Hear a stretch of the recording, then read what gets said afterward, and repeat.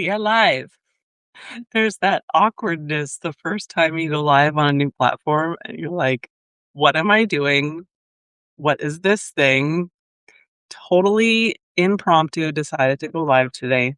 Not a ton of definitely zero planning, maybe 30 seconds of planning. It's like, what could I talk about? And I thought I was going to do a little quick reading of my latest book. So that's what I'm going to do. And as people join, if anyone joins, I might be the only one here. And if that happens, I'm okay with this because I was going to read the introduction to you today. And I want to do a couple things. I'm going to read the intro, not the whole thing. The intro is about 30 pages long. That would be quite a long reading. And then I'm going to talk to you about how I use this every day. You'll see the tabs I put on here. And I want to talk about the launch bundle that is going away tomorrow with the first, is it almost 2 weeks since my book has been live. I wanted to talk about that. All right, here's what we're going to do. Quick backstory to this book. If you've been reading along, I've been talking about this quite a bit lately. This took 2 years to work on, but not 2 years of, oh, this was so hard. I'm working on this thing for so long. 2 years of enjoyable work, almost daily testing for sure over the past 2 years. Tested it with my community live, with my clients, and with myself. But really the process I talk about in here, I've been living for at least 5 or 6 years now. I think that's why when the book landed, it wasn't like fireworks and sparklers. It was, oh, it's here. Here we go. I've heard from a lot of readers that this is a book they're keeping on their desk. So if you are keeping it on your desk, this is what I would do. This is very rough. I could certainly do a much better job with it. I did search online to see if I could find zodiac symbols or stickers, but I could not. So for now, we made them. So I'm going to do a quick little reading of the intro and welcome you in. I'm a writer who's not writing. I wasn't writing, and I felt shitty about it. I was writing a ton, but it was for my copywriting clients. I was also coaching a ton, helping clients write. None of this writing was for me. It was the summer of 2019 when I gathered in a Zoom room with a handful of ladies in my mastermind group. Making this declaration felt like a confession. On the surface, it looked like I had everything together. Growing a copywriting business, a new writing community, I took my job seriously. I dedicated all my working hours to writing for others. I met all my deadlines and put my client work first. By now, I had been blogging for several years. Blogging was business, and I couldn't stop that. But what about my writing? The stuff that's just for me. Lost my place when I look up.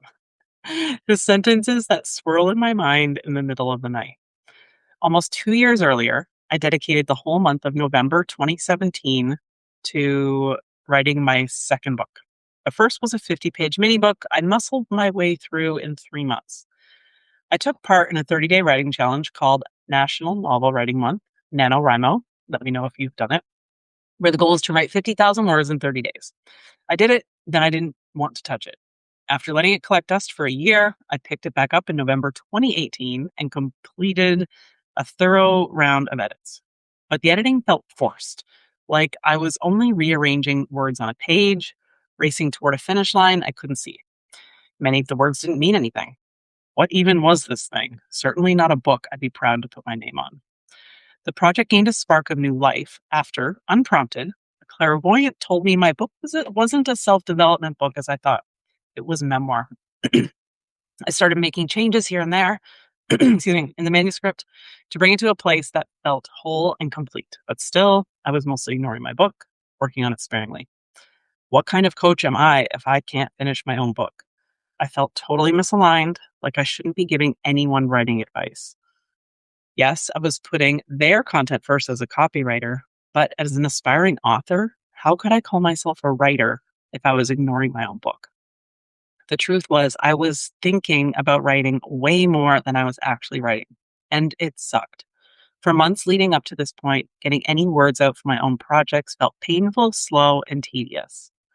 I needed to stop all the forcing, so I decided to pull the plug on all of my writing, to stop thinking about it and simply accept that I wasn't going to write. I would keep the lights on in my business, but no longer push myself to write when I wasn't feeling it. I also decided to press pause on blogging until the end of that summer. My business would survive without that, or so I'd hoped. I was also giving myself grace, because even though we moved states, got the kids situated in new schools, and I kept up with my business, I hadn't taken a breath. That summer was a big lesson in surrendering. By taking the pressure off, I was able to find flow in writing other things because crafting emails was always fun and easy for me, and they were less work than writing a blog. I turned my attention to email.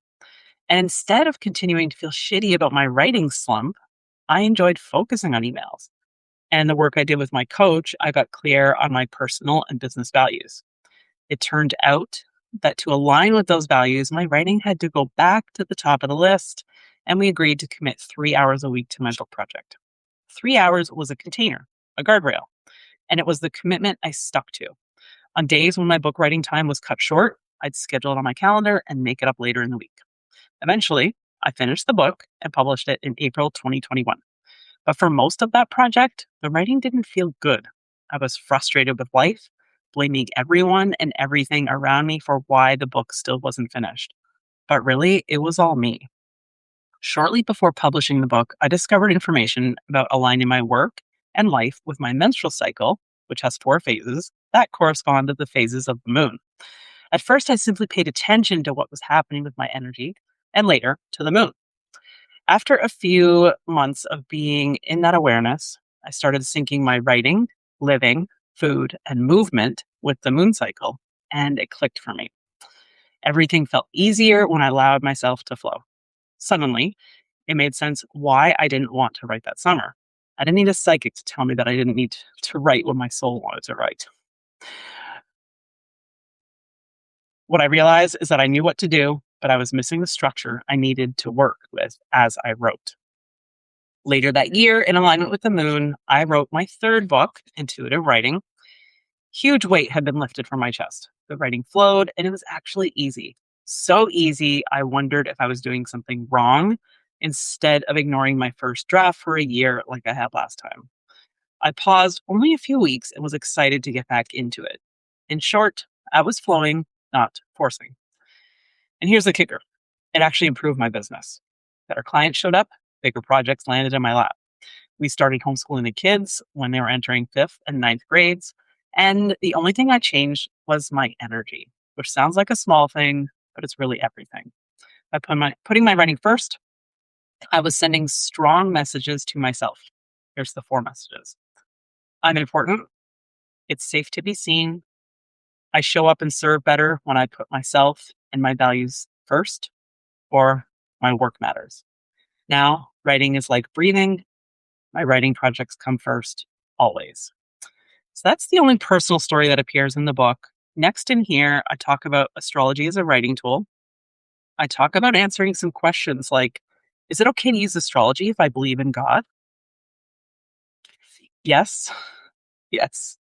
I break down some references from scripture. I'm not going to read all those to you. I talk about the sun and the moon, masculine sun energy, feminine moon energy, and the differences. Just started raining here. Hopefully it's not super loud, but I love a good rain here in Florida.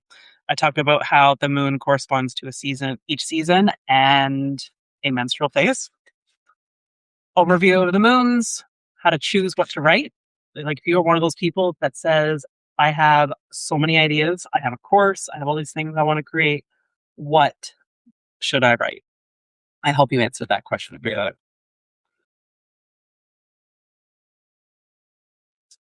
I think that's all I want to talk to you. Journaling, I talk about how to do that, to not get lost in prompts and to not procrastinate with prompts. And then how to use the book. So there's 3 steps. First, you're going to gather 3 pieces of information. 1, where is the sun? Zodiac speaking. Sun is in Gemini right now. So we're in Gemini season. Next, where's the moon? The moon is in Scorpio today. And what phase is it? It's waxing. The new moon is, full moon is happening on this Sunday. So with that information, you go to gear. Over time, you won't need to do this much looking up. But first, I go to Gemini because we're in Gemini season. Once you have a general sense of the signs, or if you know a little bit of astrology, you don't necessarily need to go read that. But if I want to see the sun, so think about where a light is shining all month long, quickly read that, where I talk about the symbol, what it means, the element being air. It's a mutable sign, so changeable. Its energy is masculine. What planets rule it? Mercury. House it rules, body parts, metals, gems, colors, flowers, essential oils. Some mantras for Gemini. I think, I express, I am strong. Some keywords. There's a big chunk of keywords. I'm not going to read them all to you. And then content inspiration in there. And then writing with this sign. So where you would stop, I talk about high vibe and low vibe expressions of each sign. And then we get to nourishing body, mind, and spirit. And then we get to the moon suggestions and prompts, suggested actions. So when you get here, because the moon's not in Gemini today, the moon is in, what did I just say? Scorpio. We would go to Scorpio. So now I pop over to Scorpio, got the tab here. Then I can do the same thing. I can read about Scorpio, just a couple pages to get a sense of what's going on. And the moon is our mood. So when we say, I'm not in the mood to write, this is where I call bullshit, because when you plan for the mood, which is what this process teaches, you're always in the mood. You can't not be in the mood if you are working with the mood, the moon of the day. And this is why this has probably happened to you, where you think you're trying to write something, the words aren't flowing, and you're like, why is this so hard today? I was so prolific last week. It was so easy last week. What's wrong with me? There's nothing wrong with you. You're different. The moon is different. Your hormones are different. Everything is different. So, of course, why would you expect to show up the same way every day? We're different. So when you know it's coming and you can plan for it, you know what you are working with. So for the Scorpio moon today, so this is what's going on with the energy today. Scorpio is a fixed sign, so great time to get lost in a writing project, stay really focused on something, go down a rabbit hole, a research rabbit hole. Also, because we're in Gemini season, we're pairing Gemini and Scorpio.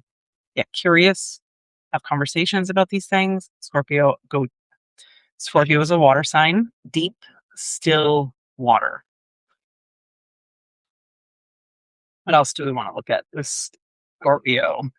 So keywords. So these are things that you could work into your writing for the day or use them as the vibe, the energy you're going to bring to the page.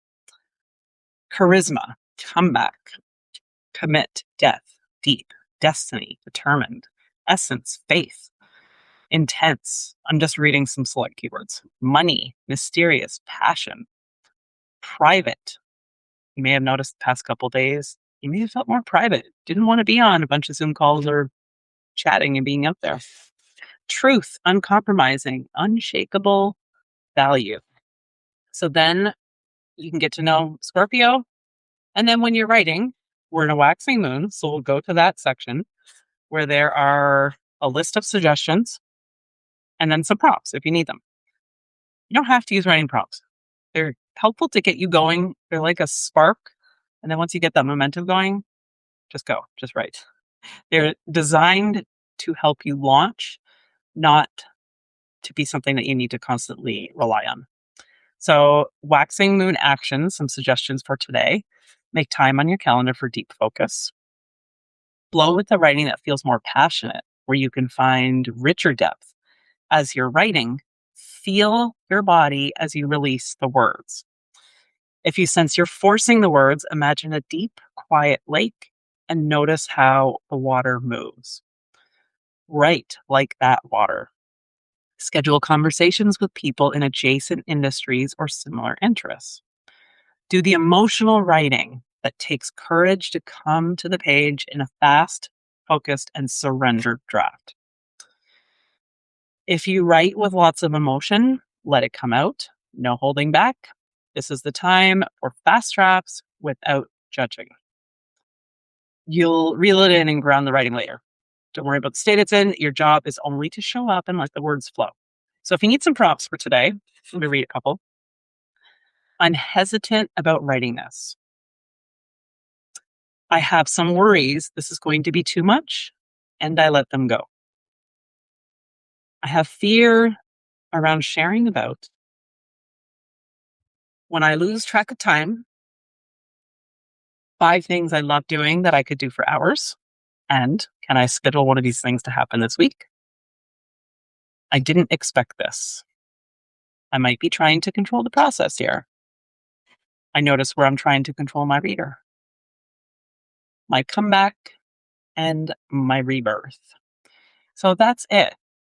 I think I've been talking for 15 minutes. So if you were to jump into reading this with your writing, you can read the intro sections, which is about 25, 30 pages, which you could easily do on Saturday or Sunday. And then jump to part 2, which is where everything I just shared lives, which with each of the signs, and jump right in.